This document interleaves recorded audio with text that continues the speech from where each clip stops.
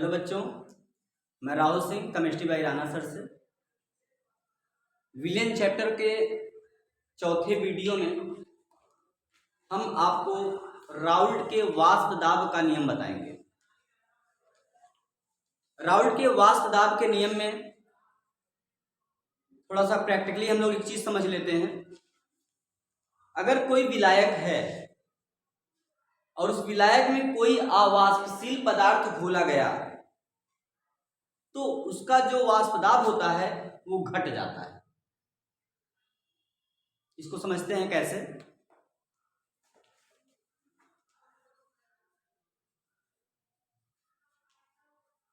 Raoult के वाष्प दाब का नियम या राउल्ट का नियम, राउल्ट का नियम, राउल्ट लॉ, राउल्ट का नियम। राउल्ट का नियम है क्या? किसी विलयन के वाष्प दाब का आपेक्षिक अवनमन, किसी विलयन के वाष्प दाब का आपेक्षिक अवनमन विलेय के मोल प्रभाज के बराबर होता है। इसको समझते हैं हम लोग। देखिए पहले राउल्ट का नियम क्या कह रहा है। राउल्ट के नियमानुसार किसी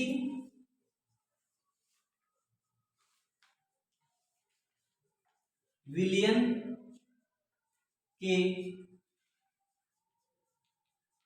वाष्प दाब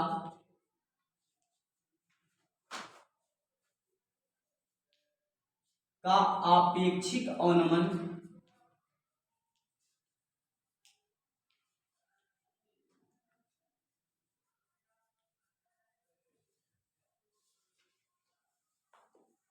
विलयन के वाष्प दाब का आपेक्षिक अवनमन विलेय के मोल प्रभाज के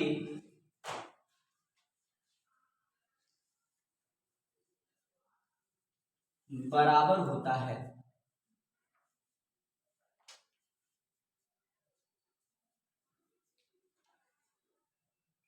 यह है आपका राउल्ट का नियम।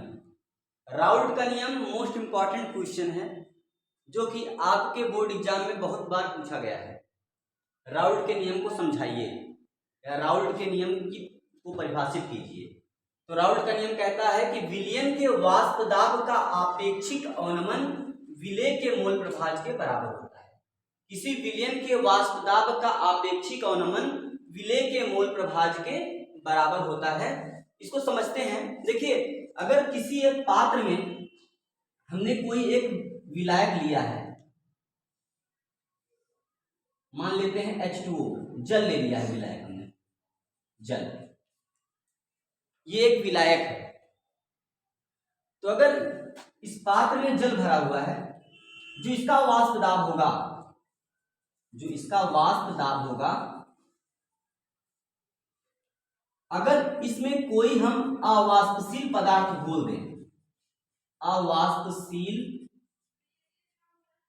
पदार्थ, अगर कोई अवाष्पशील पदार्थ हम इसमें घोल दें तो क्या होगा कि उसका वाष्प दाब कम हो जाएगा।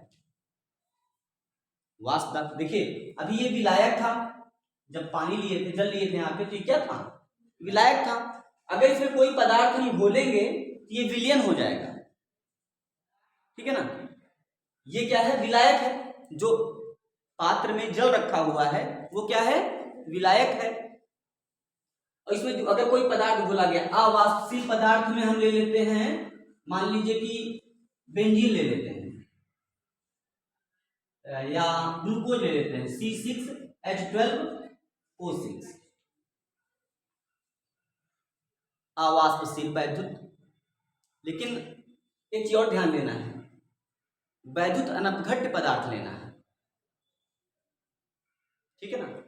वैद्युत अपघट्य और वैद्युत अनपघट्य दो चीजें होती हैं।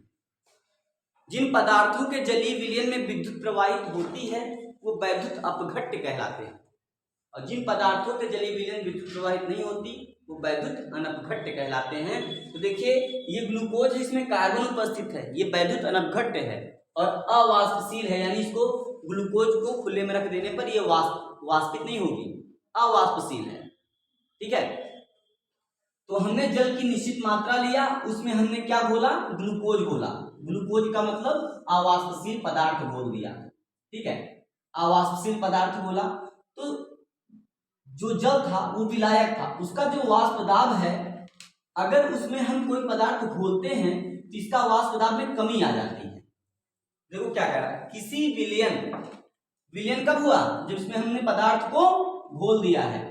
विलयन के वाष्प दाब का आपेक्षिक अवनमन विलेय के मोल प्रभाज के बराबर होता है, अर्थात किसी विलयन का जो वाष्प दाब होता है वो विलायक से कम होता है। कहने का तात्पर्य यह है, जब विलायक था, जल था, इसका वाष्प दाब अधिक था, लेकिन अगर हमने इसको कोई पदार्थ में घोल दिया है तो उसका वाष्प दाब कम हो जाता है। आपेक्षिक अवनमन, अवनमन माने ऊपर से नीचे वाष्प दाब घट रहा है, उन्नयन माने नीचे से ऊपर वाष्प दाब बढ़ रहा है। जब वाष्प दाब बढ़ता है उसे उन्नयन कहते हैं, और अवनमन का मतलब घटना। तो देखिए कह रहा है विलयन का क्या होता है, अवनमन, वाष्प दाब घटता है। तो किसी विलयन के वाष्प दाब का आपेक्षिक अवनमन विलेय के मोल प्रभाज के बराबर होता है। इसे कैसे बता सकते हैं, देखिए फार्मूले के द्वारा, P not minus PS divide by P not, P not minus PS divide by P not. ध्यान दीजिए P नॉट यहां पे है, P नॉट है विलयन का वाष्प दाब, ठीक है, सॉरी विलयन का वाष्प दाब घट रहा है ना, कम हो जाता है, ठीक। ये है विलायक का वाष्प दाब, P नॉट क्या है, विलायक का वाष्प दाब है, PS क्या है, विलयन का वाष्प दाब है। भाई विलायक का वाष्प दाब अधिक था, जब कोई पदार्थ घोल दिया गया तो वाष्प दाब कम हुआ, तो उसका जो अंतर होगा, घटाएंगे तभी अंतर निकलेगा। और किसके किसके सापेक्ष, किसके अपेक्षित, विलायक के अपेक्षित। भाई विलायक का अधिक था, जब घोल दिया गया तो कम हो गया।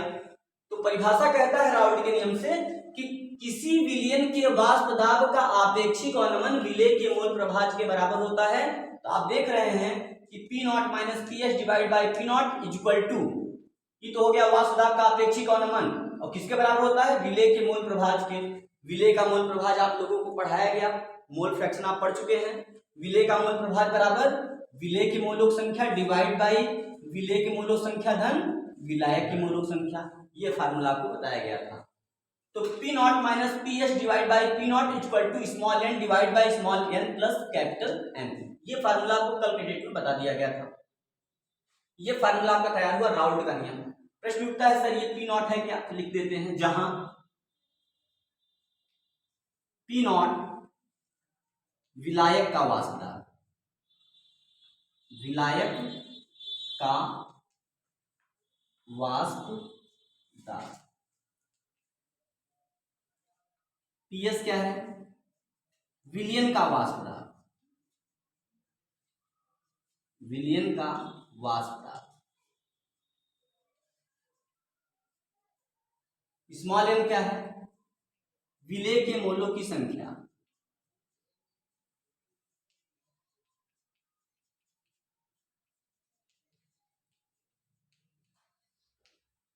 कैपिटल N क्या है, विलायक के मोलों की संख्या।